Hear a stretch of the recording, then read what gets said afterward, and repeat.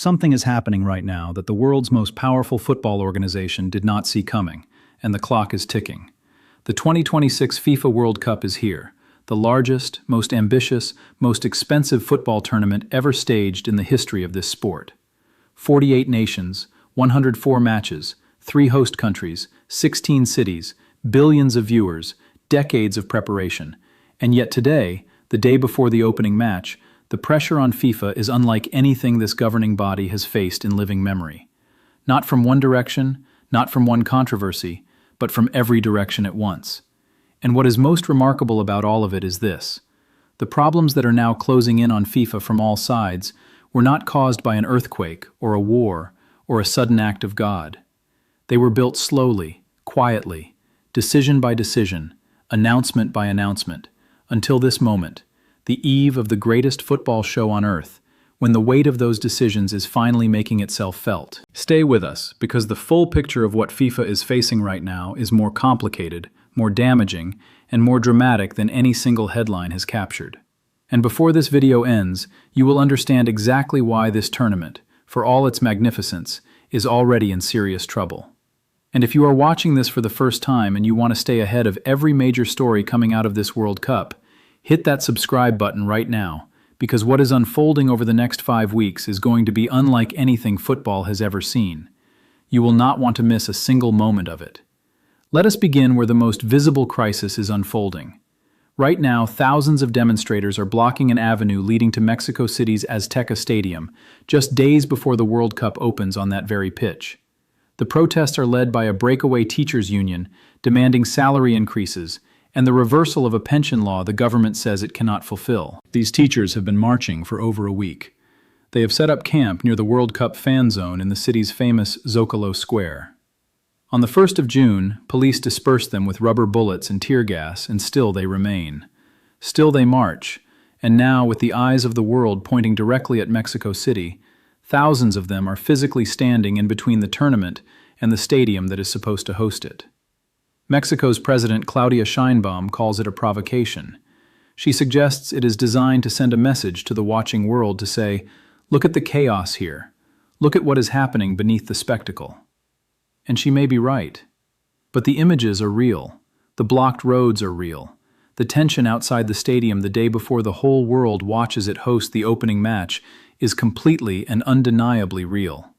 And that is just Mexico City. Pull back further and the picture grows even darker, because the protests outside the Azteca are connected to something much deeper. The World Cup's arrival in Mexico has not been universally celebrated. In the indigenous neighborhood of Santa Ursula Cuapa, which sits directly beside the stadium, residents have been organizing resistance for years. Their grievances are ancient and urgent: land rights, water privatization, displacement, gentrification. They paint banners that read, "FIFA Go Home." They march under signs that call this the World Cup of displacement. These are not fringe voices. These are people whose communities are being reshaped, and in some cases erased by the economic forces unleashed in the name of football. The renovation of the Azteca itself, a $110 million project, is a symbol of this tension. The stadium that is supposed to celebrate this tournament is surrounded today, on the eve of the opening match, by protests on one side and the memory of displaced communities on the other. But while Mexico burns with tension in the streets, the pressure on FIFA is building from a completely different direction, one that strikes at the very image the organization has spent years constructing for itself: money, and the question of who football actually belongs to. In February, FIFA President Gianni Infantino stands before the world and makes a remarkable claim. "Every match is sold out," he says. That statement lasts only days before FIFA quietly walks it back, after journalists point out that thousands of tickets are still visible on FIFA's own website. Right now, with the tournament underway in hours, resale prices for dozens of matches are in free fall. A seat at Saudi Arabia versus Cabo Verde, which was selling for over $600 in December, is now available for around $160. Hotels across the 11 American host cities are telling a story FIFA did not plan for. Nearly 80% of them say bookings are tracking below their initial forecasts. One hotel industry body calls the tournament a non-event for their sector, and the ticket prices themselves are now the subject of a legal investigation. the Attorneys General of New York and New Jersey have launched a formal probe into FIFA's ticket practices, examining whether the organization behaved as a monopoly and unfairly exploited fans. The prices for this tournament are in some cases 5 times higher than they were in Qatar 4 years ago. A front-row seat at the final costs more than $30,000. Even President Trump, who has cultivated a publicly close relationship with Infantino, tells a reporter he would not pay the roughly $1,000 being asked for a nosebleed seat at the American opener. "I wouldn't pay it either, to be honest," Trump says. Think about that for a moment. The head of the host nation, asked about the ticket prices for the World Cup his country is hosting, says he would not pay them. And Infantino's response? He says FIFA is simply adapting to market rates in the United States, where, he explains, entertainment is the most developed in the world. He compares this tournament to 104 Super Bowls and 1,000 years of World Cups at once. He insists that prices must stay high to undercut resellers. He says that 100% of the inventory put on the market has been sold. But on the resale platforms, seats are falling. In the hotels, rooms are empty. On the streets of Mexico City, teachers are blocking the road to the Cathedral of World Football. And across the world, fans who saved for years are holding rejection letters from American embassies.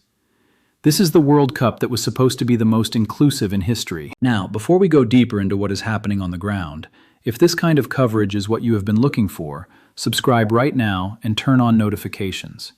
Every major development from this tournament, every story that the mainstream coverage is missing, we are covering all of it right here. Do not miss what is coming. And yet, right now, today, this is also the World Cup where a Somali referee arrives at Miami Airport with valid documents and is turned away after 11 hours of questioning. Where Iran's football team is sleeping in Tijuana, Mexico, crossing the border on match days because they are not permitted to stay overnight on American soil. Where key members of Iran's coaching staff and administrative staff are still denied entry entirely, with their visas refused and no clear appeal process available.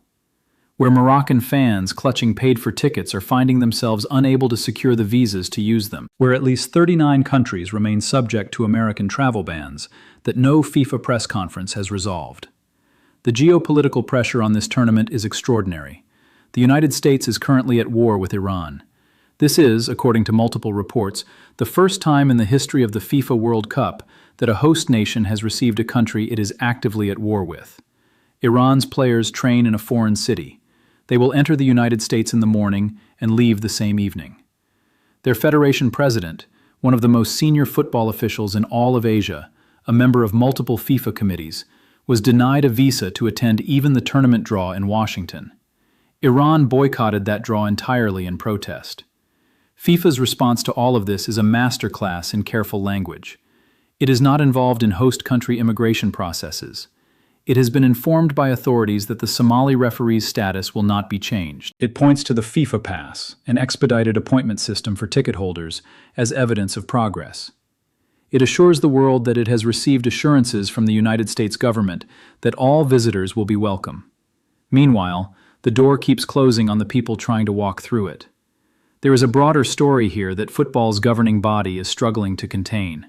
The 2026 World Cup was always going to be a test of FIFA's ability to operate across enormous political and logistical complexity.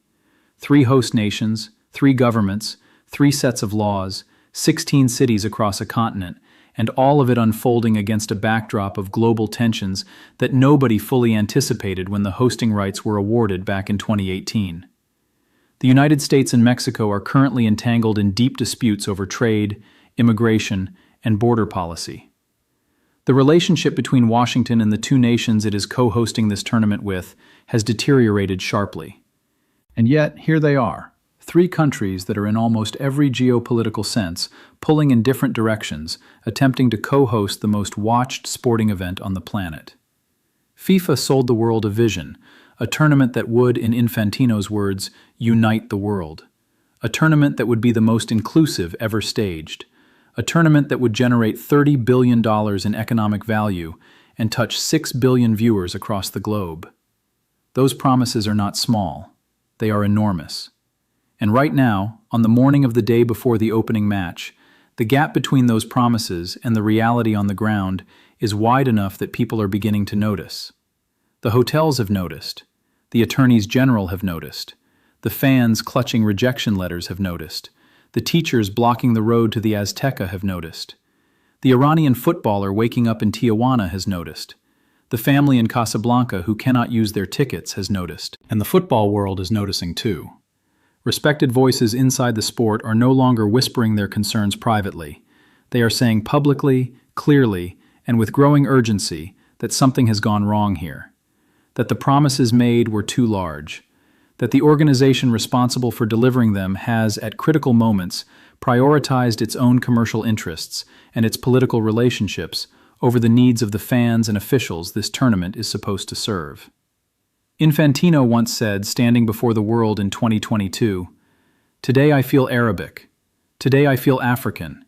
Today I feel gay. Today I feel disabled. Today I feel like a migrant worker." He said this in an attempt to speak to the pain of the excluded, to say that FIFA sees them, that the world of football is their world too. Today, as the sun rises on the eve of the 2026 FIFA World Cup, a Somali referee is in Istanbul instead of on a pitch. An Iranian team is across a border. Moroccan fans are at home. And in Mexico City, teachers are standing in the road. The football itself is extraordinary. The players are here. The stadiums are ready. The opening ceremony at the Azteca tomorrow will be breathtaking. There is genuine magic waiting to unfold across the next 5 weeks. Nobody should forget that. But the road to this tournament has been paved with decisions that will be debated long after the final whistle in New Jersey on the 19th of July. Because the question that now hangs over this entire competition is not who will win the World Cup. The question is whether this World Cup will live up to the name it gave itself, the most inclusive tournament in history. That was the promise, and right now the world is watching to see if it is true.